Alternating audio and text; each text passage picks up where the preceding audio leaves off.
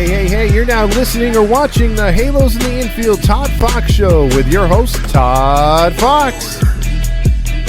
Hey, welcome into another episode of the ToddFox Halos in the Infield post-game podcast. Not really a post-game podcast, but just checking in with a podcast here tonight because, and this will be for Wednesday morning, we didn't have anyone else record, and we're keeping with a tradition going Monday through Friday, and we're presented to you by Noble Ale Works, where you can get 10% off of any drink just by mentioning Halos in the Infield. Also 714 tickets, and you can go and onto the website or call them the old-fashioned way. Just mention HITI or Halos in the Infield over the phone or in the Apply Now code at checkout to get 10% off of multiple tickets. It doesn't matter what you're going to pay to see. You get that 10% off. So with that being said, let's get started, shall we? And this is going to be a quick show, not a long show, but we're going to talk about what happened tonight against the Dodgers. And it is a little bit unsettling still for me to see Shohei Ohtani in a Dodger blue uniform.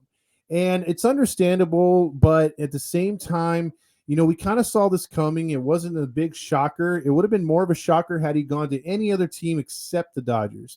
We kind of let the birdie was let out, or a birdie let the bad, what is it called? See, I get stumbled on words. A little birdie told us that Shohei Ohtani wanted to be a Dodger from the start. And basically, it was one of those things where had the rule not been changed for Shohei Ohtani as an Angel, and the National League didn't get their panties in a bunch, because before Shohei Ohtani, the National League had no intentions of switching to a designated hitter. And getting that designated hitter, all of a sudden, pitchers, you had all these pundits for the National League always say, well, that's what makes the National League so much better, because they play to the tradition of real baseball. Pitchers always have to hit. And then you had Gubazal going, hey, the best athlete on the baseball field is the pitcher because he can hit and he can pitch. Well, that was annihilated once Shohei Ohtani came. You can't tell me for one moment that Shohei Ohtani was, that rule was because the Dodgers were pissed that he came down south to the Angels, and eventually they wanted to get their grimy little hands on Shohei Ohtani. And guess what? The devil got his patron. He got his Shohei Ohtani. The what they wanted for so long, they got. And Shohei Ohtani, look, again, put in some good years here. But I'm not going to sugarcoat it. I know he was one of the most favored guys here, and he had, outstanding work ethic, and he was a nice guy. I mean, there's really not much to say negative about him. But, when he's gone now, it's like any ex that you have, even if the relationship was your fault that it broke up, you're going to find something wrong that she pissed you off to tell your friends over a beer. And I think this is one of those times where I'm telling you, not over a beer, but over a solo cup, the fact that, hey, man, Shohei Ohtani was great and all, was one of the best players I've ever seen, but now I'm going to not like him. And a lot of Angel fans are like, well, I'm still going to root for him. I'm still going to cheer for him. I'm sorry, I can't. I can't do that. And you're a better person for that than me. I can't sit there and watch him in Dodger blue and be amazed when he hits a home run or he hits 2 home runs in a game, including 9 strikeouts, the kind of crap he would do here in Anaheim. I can't see that. I can't like it. My distaste for that organization goes beyond my love for Shohei Ohtani. And I'm not one of these guys that burned his jersey. I still got my Shohei Ohtani jersey. I still got my bobbleheads and whatever other memorabilia I have of that guy. He was great while he was here. But the fact of the matter is, whether you want to be Team Artie or Team Organization with the Angels and say, well, you know what? They blew it by not giving him the contract. Or Artie made one last run, but he wouldn't go that $70 million. He didn't like the deferred money. Do you, as an Angel fan, as honkish as you are with those thoughts, do you really believe that actually happened? I don't. And a lot of people say, well, there's smoke, there's fire. If they report it, there's a lot of clickbait. There really is. And it's easy to say that, you gave it your all, like sort of like in a relationship, and it doesn't work because people don't know the inner workings of your relationship unless you tell them. So if you're there telling them you're the greatest guy ever, but your lady still leaves you or your man still leaves you, well, there's more to the meets the eye. There's more behind it. There's 2 sides to every story. Now we could sit there and we could say, the Angels gave it all their shot and they gave it the best they could to save him, to keep him as in red. But in the end, what do we really know that? Or is it just more of, smoke up our ass like Artie likes to do? So in that regard, I don't tend to believe it happened. And Artie's given us nothing to sink our teeth into and hold our hat on the and hold our hat on the rack and be like, you know what, I could stick with this guy. He's been more bad press, more bad things, more empty promises than promises, and people will still defend him and say he spent over $3 billion on free agents and blah blah blah blah blah. But it's not how, and I've said it many a times, it's not how much you spend, it's how you spend it. It's how you invest it. And he's never done a good job at that. He's never had good fan relations. And I can go on and on about Artie Moreno, but I'm not. So, what I'm going to do is just recap a little bit of what happened with the Angels and Dodgers here tonight. There's not much you could take out of it. I just wanted to go on that little bit of Ohtani rant because, it still bothers me before I get into the game. It still bothers me the fact that, he's still wearing blue. And it's going to take me some time to get over it. But I have chosen a different, outlook on the 2024 season. In years past, as far back as I can remember, it's sort of like that. It's sort of like that meme was today was a good day, when it shows, homeboy in the car. I don't know why I'm blanking on his name, but he's sitting back and he's enjoying the fact that the Angels won, the Dodgers lost. Today was a good day, and for me, that's always been my mantra too. It's like that's how I feel, man. If the Dodgers lose and the Angels win, what a great day! What a great day! And during the regular season, I'd focus on, man, shit, they took 3 out of 3 from the Rockies, or they're blowing away that division as usual. And my only hope was when they played the Central, because the Central, for whatever reason, has a winning record against the Dodgers over the last 10 years. And then you hope for those interleague matchups, and you hope that the Angels can wipe the floor with them. But since I think 2018 or 17, the Angels just been like under 500 against the Dodgers. Dodgers have caught up with record wise almost. I think they're only 3 or 4 games back of the Angels in the win loss total, all time. So we used to hang our hat on that and be like, you know what, man, we got the overall record. We're pounding them this and that. But that's not there too. This team is fading into more and more obscurity. And so I used to just, again, follow the Dodgers because I wanted them to lose. I hated them so much. Last year, not so much. I think for the first time midway through the season, I got tired of them in first place, and I got tired of our team. Our team was enough to watch last year. Our team was enough to be frustrated over. So I didn't frustrate myself with the way that the Dodgers were winning. And I kind of just brushed it aside and was like, you know what? Wake me up when they get to the playoffs. When they get to the playoffs, we'll see the real Dodgers. And I wasn't let down last year. The Dodgers came through like they always do. They choked. In a 162 game season, they do what they're expected to do, and that's choke. So I was very happy. The off season was great. Watching them lose, it's like after they got punked, it's like I don't care who wins the World Series. I really don't. I didn't care if it was Houston, Atlanta, Texas who eventually won it. I don't care. They're done. I'm done. So I kind of checked out and watched the World Series and the playoffs from afar. I really wasn't invested in it. And I'm like that every year. Till the day the Dodgers are eliminated, I am invested 100%, because when postseason comes around, because our team can't make it, they can't even get into the tournament to see what happens. I'm rooting hard as I do root for my team to win here in Anaheim. I'm rooting for the Dodgers to blow it, and I love it. So with all that being said, my whole original point is watching Ohtani and all the superstars they have, and Mookie Betts come out there and say this team is for real. This is going to be like every team's World Series when they play us. All the cockiness that just oozes from not only the players on the fucking field, but the fans are just as obnoxious, if not more. And the commentators and the local press. So it's going to be great to see those doom and gloom, posts and the choke memes and all that stuff come September, October again in 2024. There's no doubt in my mind they're going to choke again. I don't care if they got Ohtani. Again, Ohtani doesn't scare me till next year, and even then he might not scare me as much as he would 2026, because you have to allow another setback year once you come back from Tommy John.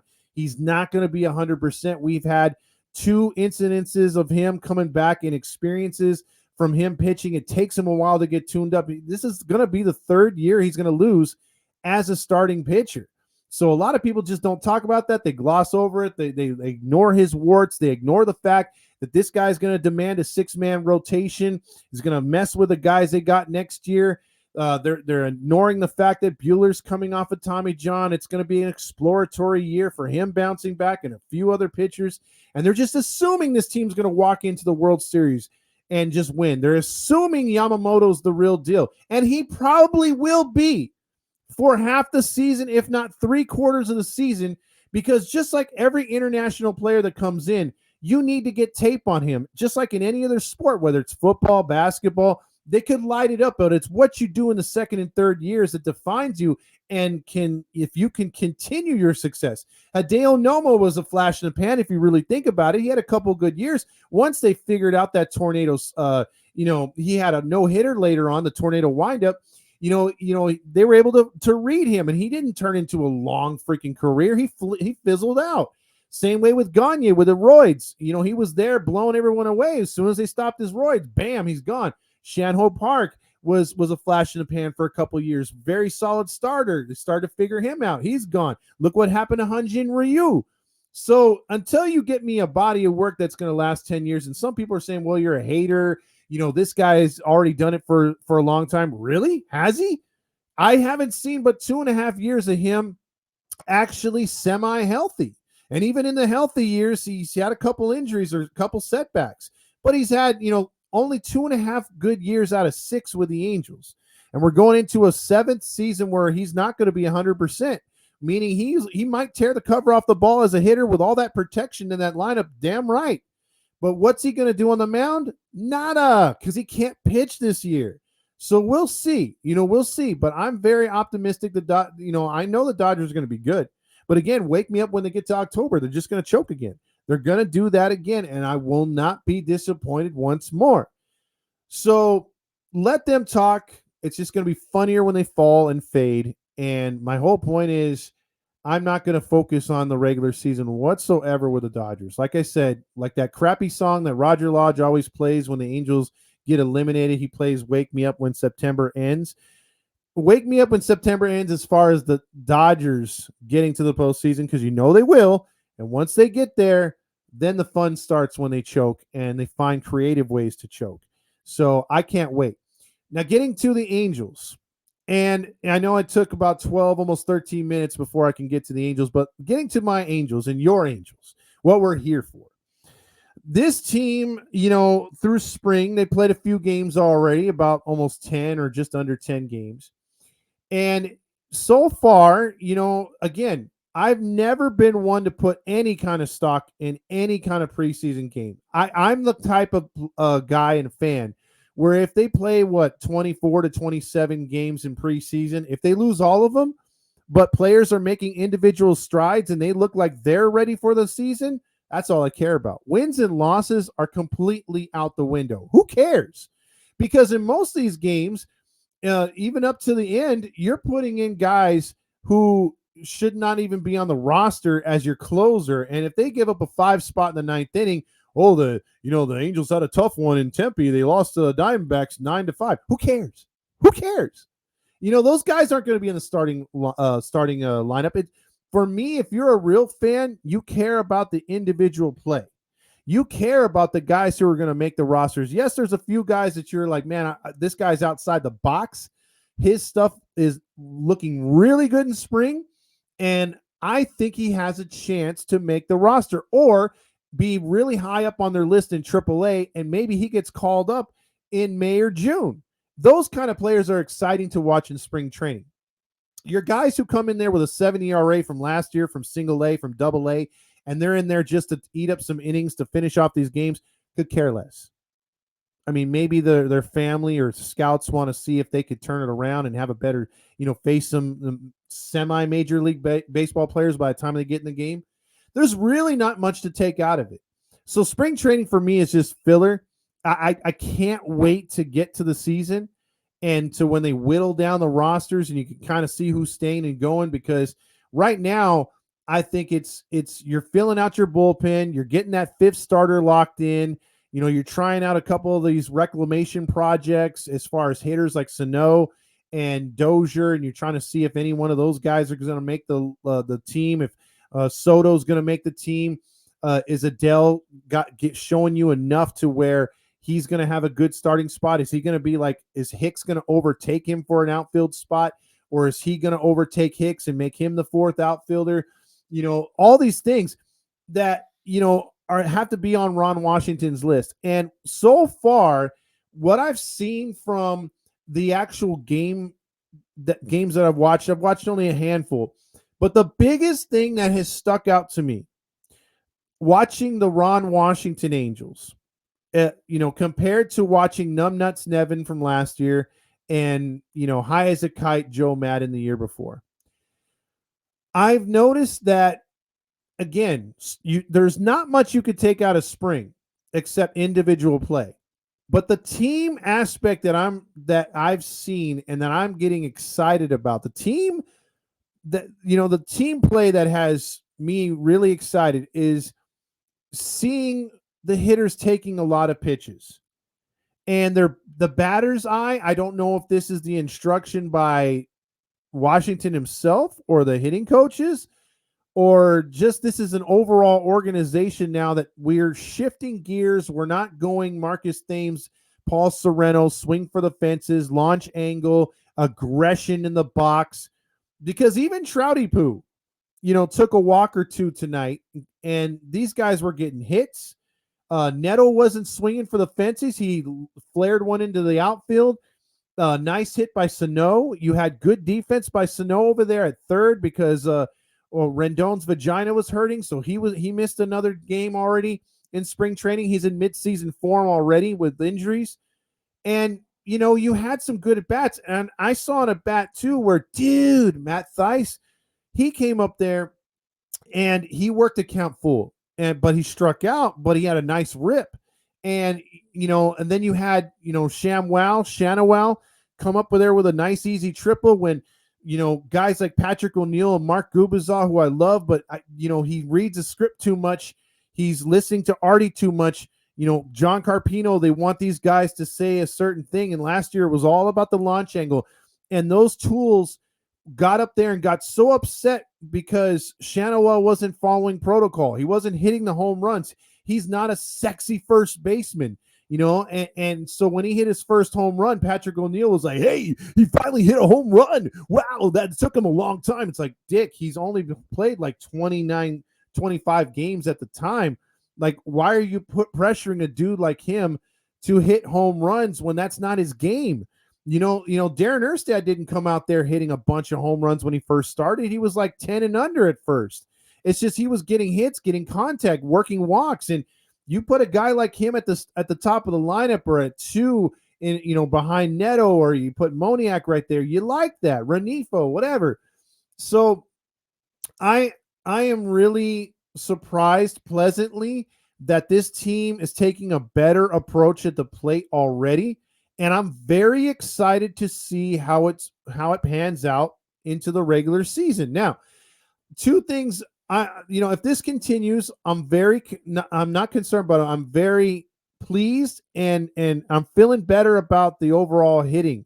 I'm upset we didn't get those Moustakas and we didn't get the Urshela's back, but maybe these guys can fit the roles a little bit. And if we're walking more, putting guys on, pressuring more, it's only going to help us instead of having the commercials last longer than our innings. So far in spring, they're putting together patient at-bats, even with a faster pitch clock and having to go up there and get moving faster because MLB wants these games to 2.5 hours. You're still seeing better at-bats compared to last year by far. And then the bullpen has looked really good. It seems like most of the arms they've brought out have done a good job. You've had, so the starters you've seen a little bit of brilliance from. Silseth looked good tonight. You had a couple of other starters. I'm forgetting Dana or whatever, the new kid. They've got some guys, again, are they reeling us in? Is this fool's gold? Again, I'm trying to back myself off the ledge from jumping all in again. And I'm not going to sit here and be like Roger Lodge and be like, I think this team's going to win 91 games. I even think Trent Rush with his, hey, this team can win 82. That's even hard to fathom at this point. I got to see something from this team. But my wild card, it is not like a wild card from a fan base looking at their team as far as a player being that special wild card or a group of guys from that set team. As a fan, you look at it and you're like, well, if these guys take off, the team can be way better and they could have a surprising record to me. Like I predict them to be here, but if these guys get going, they could be here. And I think for me, what's got to take effect is the Ron Washington effect. If everyone buys into what he is drawing up on the drawing board, and if they are all in on the mission statement that Ron Washington and his coaching staff have been preaching, that will take this team to a new elevation. That team will be much better, even with getting all these players that they should have got. These free agents. And working from within, they could be a lot better than we thought. They could be a lot more surprising on a nightly basis, and that's all we want. We want this team to compete. We don't think that they're going to make the playoffs. Can they? Yes, by all means, they could grab that last wild card. They could possibly get the 6th spot, but it's just going to come down to consistency. It's going to come down to sticking to the game plan, believing in it, and these guys staying healthy. And if they can, and Mike Trout returns to that form, there's a shot. Call it the inner honk in me, but there's a chance. But I'm not going to sit here and blow smoke up your butt and say they're going to win 85. I'm going to give you my prediction once we do that prediction show. And it's not going to be as flattering as it was last year. Last year, I had way higher hopes for this team. I think for the first time since before Socha, I didn't have any expectations. So, this is just, whatever happens type of year. You just hope for growth. And despite the piece of shit who's in control in Artie Moreno, you hope for growth on the field and in the organization, and that they could start taking care of their minor league systems better, and that the coaching staff sends a positive vibe through the players, and they believe. And if they believe, this team can win and make it exciting at Angels Stadium. That's all I'm hoping for, because there's, this season's going to be a tough one, man. The deck is stacked against the Angels. No more are they going to be, because even with a Trout Ohtani factor, even with them not always, it seemed like on a yearly basis, not able to reel in a real starter because Artie's a cheapskate or doesn't believe in pitching, and you're always behind the 8 ball. And so this is one season, but they're always picked high.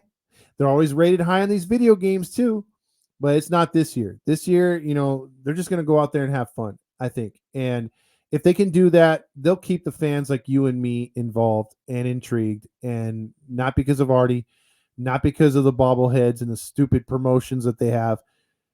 We're going to be actually watching the game and enjoying ourselves. And that's all you can ask for. That's all I ask for. Just a nice competitive team.